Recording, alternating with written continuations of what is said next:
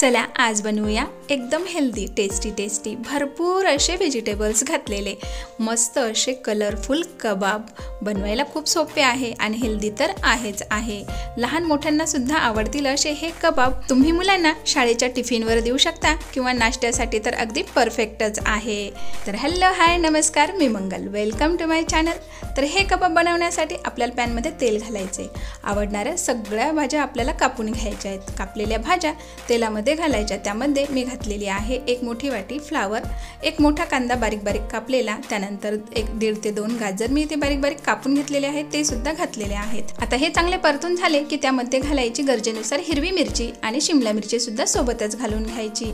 आता याला पुन्हा असं व्यवस्थित मिक्स करायचं आहे। आता हे छान मिक्स झालं की यामध्ये आपण घालूया 1 ते 1.5 इंच अद्रक, जे असं किसून घालायचे, बारीक कापून घातलं तरी सुद्धा चालते।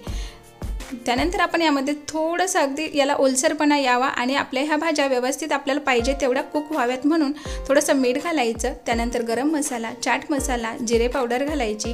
त्यानंतर घालूया आपण गरजेनुसार लाल मिरची पावडर आणि थोडीशी हळद सुद्धा घालून घ्यायची। आता याला व्यवस्थित असं मिक्स करायचे। आता बऱ्यापैकी आपल्या ह्या भाज्या अर्धवट इथे कुक झालेल्या आहेत, तर यामध्ये शेवटी आपल्याला बीटरूट घालायचे, कारण बीटरूट अगोदर जर घातलं असतं तर सर्व भाज्यांचा रंग आपला पिंक होऊन गेला असता किंवा बीटरूटच्या रंगामध्ये रंगून गेला असता। त्यासाठी बीटरूट आपल्याला शेवटी घालायचे, कारण मस्त असे स्पॉट दिसतात नंतर लाईट डार्क, त्यासाठी बीटरूट हे शेवटीच घालायचं। त्यानंतर मी इथे 1 वाटी पोहे घेतलेले आहेत। जर तुमच्याकडे ब्रेड क्रम्स असेल तर ते घ्या किंवा तुम्ही रवा लावला तरी चालते, पण मी इथे पोहे मिक्सरमध्ये बारीक असे दळून घेतलेले आहेत। त्यानंतर मी इथे घेतलेले आहेत 2 बटाटे। आता हे बटाटे मी उकडून घेतलेले आहेत। आता आपल्याला हे थंड झालेले आहेत तर मॅश करून घ्यायचेत। मॅश करताना पूर्णपणे मॅश करायचे। त्यानंतर आपण ज्या परतलेल्या भाज्या आहेत त्या घालायच्या। भरपूर अशी कोथिंबीर सुद्धा त्यामध्ये आपल्याला घालून घ्यायची आहे। त्यानंतर 1 लिंबाचा रस घालूया। सोबतच आपण चवीनुसार थोडीशी साखर सुद्धा त्यामध्ये घालणार आहोत, कारण लिंबाची चव त्याने बॅलन्स होते। त्यानंतर घालूया आपण चवीनुसार मीठ आणि काळं मीठ सुद्धा थोडंसं घालायचं आहे आपल्याला। आता याला पूर्णपणे बाइंडिंग येण्यासाठी आपल्याला इथे घालायचा आहे पोह्याचा चुरा, कारण यानं काय होईल की ह्या भाज्या व्यवस्थित अशा बांधल्या जातील। नुसते बटाट्याने ह्या भाज्या व्यवस्थित बांधल्या जाणार नाहीत, म्हणून पोह्याचा चुरा थोडासा घालायचाच। आता याला व्यवस्थित असं मिक्स करून घ्यायचं आहे अशा पद्धतीने। आणि जर गरज वाटली तर तुम्ही आणखी सुद्धा त्यामध्ये थोडा पोह्याचा चुरा आणखी ॲड करायचा आणि मग त्याला व्यवस्थित असं मिक्स करून बाजूला ठेवून द्यायचे। त्यानंतर आपण आपली जी कबाब आहेत तर हे कबाब डिप करण्यासाठी थोडीशी स्लरी बनवूया। त्यासाठी मी इथे 2 चमचे कॉर्नफ्लॉवर आणि 3 ते 4 चमचे इथे मी मैदा घेतलेला आहे। त्यानंतर 1 चमचा तेल घातलं आणि चवीनुसार मीठ घातलं। 1 ते 1.5 कप पाणी घालायचं आणि चमच्याला कोट होईल इथपर्यंत आपल्याला ही स्लरी तयार करून घ्यायची आहे। खूप जाड थर नाही आला पाहिजे। तुम्ही बघू शकता अशा पद्धतीचा आपल्या जे कबाब राहतील त्याला थर लागला पाहिजे, एकदम पातळ। आता आपल्याला पाहिजे त्या आकारामध्ये तयार मिश्रणाचे आपण इथे कबाब तयार करून घेऊया। ओव्हल शेपमध्ये सुद्धा छान होतात, त्यानंतर असे गोल केले तरी सुद्धा छान होतात। अदरवाईज तुम्ही तुमच्या आवडीप्रमाणे त्याचा शेप ठेवू शकता। असे मी इथे मस्त कबाब तयार करून घेते आहे।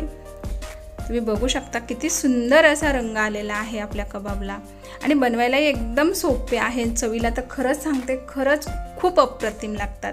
तर इथे आपले मस्त अशा कलरफुल कबाब तयार झालेले आहेत। त्यानंतर स्लरी तयार आहे आणि पोह्याचा चुरा सुद्धा आहे। आता एक आपल्याला कबाब घ्यायचा आहे, असा सेट करायचा। त्यानंतर स्लरीमध्ये असा व्यवस्थित डिप करायचा आणि पोह्याच्या चुऱ्यामध्ये असं सगळ्या बाजूने व्यवस्थित कोट होईल इथपर्यंत असा घोळवून घ्यायचा। तर असे मी इथे सर्व कबाब असे घोळवून घेते आहे। त्यानंतर आपल्याला पॅनमध्ये जवळपास अर्ध्या इंचापर्यंत तेल घालायचे। तुम्ही तव्यावरही फ्राय केलं तरी चालतं। आता तेल छान तापल्या गेलं की त्यामध्ये आपल्याला मावेल तेवढे कबाब सोडायचे आणि याला आपल्याला गरम तेलावर खरपूस होईपर्यंत उलटपालट करून शेकून घ्यायचे अशा पद्धतीने। आता आपले कबाब छान शेकल्या गेलेले आहेत, कारण ह्याला जास्त वेळ लागत नाही। बऱ्यापैकी सर्व आपलं साहित्य कुक होतं, फक्त पोह्याचा चुरा तेवढा आपला कच्चा होता तर तो नुसता वाफेनं सुद्धा होऊन जाते। तर इथे आपले सर्व कबाब तयार झालेले आहेत, पण कबाबसोबत खाण्यासाठी मस्त असं आंबट गोड चवीचं आपण दही तयार करूया। त्यासाठी 1 वाटी दही घ्यायचं, त्यामध्ये लाल मिरची पावडर, चाट मसाला, साधं मीठ, काळं मीठ आणि पुदिना पावडर घालायला मुळीच विसरायचं नाही। त्यानंतर अगदी थोडीशी चवीपुरती आपण त्यामध्ये साखर सुद्धा घालूया।